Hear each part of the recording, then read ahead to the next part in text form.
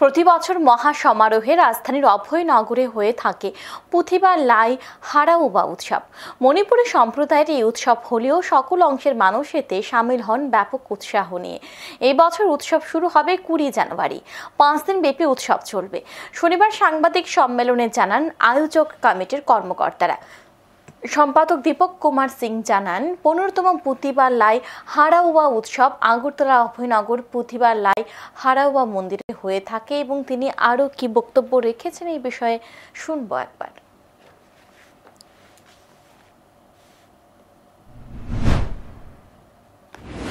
রাজ্যের ঐতিহ্যবাহী পরম্পরা যে লাই হারাউবা উৎসব, সেটা আমরা শুরু হবে আগামী 20 জানুয়ারি সোমবার বিকাল 5:30 ঘটিকায়, এবং বিকাল 5:30 ঘটিকায় আমাদের এই যে হারাউবা উৎসব সেটা উদ্বোধন করবেন আমাদের পরম পূজনীয় পদ্মশ্রী চিত্ত মহারাজ, এবং আমাদের মুখ্য অতিথির আসন অলঙ্কৃত করবেন আমাদের রাজ্যসভার সাংসদ শ্রদ্ধেয় রাজীব ভট্টাচার্য মহোদয়।